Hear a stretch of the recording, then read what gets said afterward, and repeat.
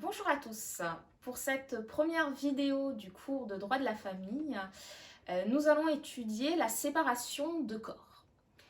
La séparation de corps est une forme de désunion du couple marié. La spécificité de la séparation de corps est de relâcher le lien conjugal, c'est-à-dire que la séparation de corps met fin au devoir de cohabitation des époux, tout en laissant subsister le mariage. La séparation de corps est réglementée aux articles 296 à 309 du Code civil et aux articles 1129 à 1136 et 1144 à 1148-3 du Code de procédure civile. La séparation de corps peut être prononcée dans les mêmes cas et aux mêmes conditions que le divorce. Sur ce point, une nouveauté est à signaler, une nouveauté issue de la loi du 23 mars 2019 de programmation 2018-2022 et de réforme pour la justice. Cette loi de 2019 a en effet consacré la séparation de corps par acte sous signature privée, contresigné par avocat, déposé au rang des minutes d'un notaire. L'article 298, tel que modifié par la loi du 23 mars 2019, précise bien que les articles 229-1 à 229-4 du Code civil, c'est-à-dire les dispositions relatives au divorce sans juge, s'appliquent à la séparation de corps. Soumise aux mêmes cas et aux mêmes conditions que le divorce, la séparation de corps obéit également aux règles prévues pour, cette fois-ci, la procédure de divorce. Toutefois, des spécificités existent. Elles existent car la séparation de corps conduit, comme nous l'avons vu tout à l'heure, au relâchement du lien conjugal, donc produit finalement des effets moindres par rapport au divorce. Au titre des spécificités procédurales, l'article 1076 du Code de procédure civile doit être cité.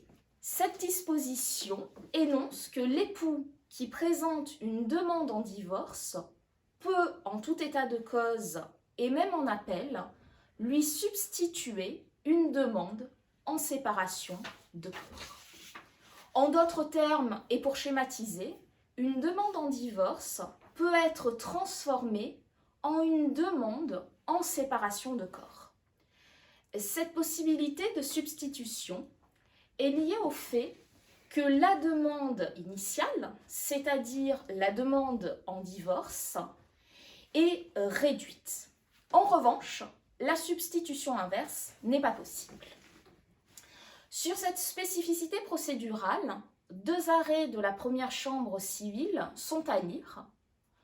Le premier arrêt est en date du 25 septembre 2013. Le second, toujours de la première chambre civile, est en date du 16 avril 2008. La séparation de corps produit des effets de plusieurs ordres. Tout d'abord, la séparation de corps produit des effets personnels entre les époux. L'effet principal de la séparation de corps est de mettre fin au devoir de cohabitation. L'article 299 du Code civil est sans ambiguïté.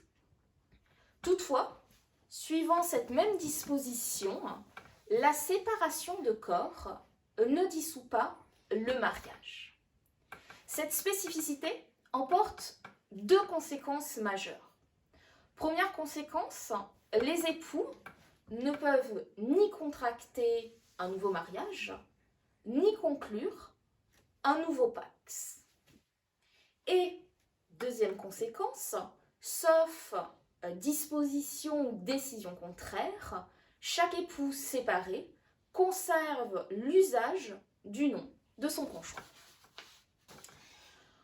Ensuite, la séparation de corps produit des effets d'ordre patrimonial. D'un point de vue patrimonial, la séparation de corps entraîne toujours séparation de biens. Le sort du logement est également réglé et ce sort du logement est réglé comme dans le divorce. La séparation de corps laisse toutefois, et c'est une de ses spécificités, subsister le devoir de secours. Celui-ci prend alors la forme d'une pension alimentaire. Cette pension alimentaire est due sans considération éventuelle des torts des individus. Le principe est affirmé à l'article 303 du Code civil et la Cour de cassation l'a rappelé dans son arrêt de la deuxième chambre civile du 5 mars 1997. Concernant cette pension alimentaire, deux précisions sont à donner. Première précision, en cas de manquement grave à son égard, l'époux débiteur peut être déchargé en tout ou partie de son obligation. Deuxième précision, la pension alimentaire peut être remplacée, toujours pareil en tout ou partie, par la constitution d'un capital selon les règles de la prestation compensatoire. Effets personnels, effets patrimoniaux, enfin, la séparation de corps produit des effets à l'égard des enfants. Ces effets sont identiques à ceux que nous avons déjà étudiés dans le cadre du divorce. Toutefois, il est à noter que dans la séparation de corps, c'est la spécificité, le mariage n'est pas dissous, mais la présomption de paternité ne s'applique pas aux enfants à venir, car la séparation de corps met un terme au devoir de cohabitation. Pour terminer, reste à voir la fin de la séparation de corps. Différents cas mettent un terme à cette désunion du couple marié. Tout d'abord, le décès, de manière légitime, met fin à la séparation de corps.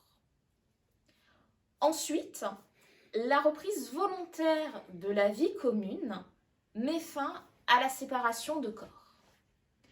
Il est à noter qu'en cette hypothèse, la séparation de biens subsiste entre les époux.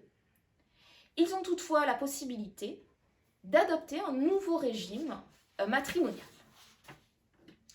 Enfin, au troisième cas, il peut être mis un terme à la séparation de corps par sa conversion en divorce.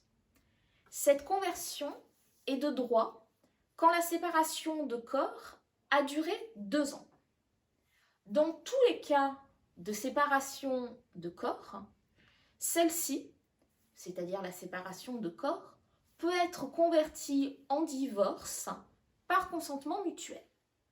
En revanche, il faut bien faire attention, en cas de séparation de corps par consentement mutuel, la conversion en divorce ne peut intervenir que par consentement mutuel. Afin de vérifier si vous avez bien compris cette vidéo, je vous propose de nous retrouver sur Moodle afin que vous effectuiez un petit QCM à correction automatique.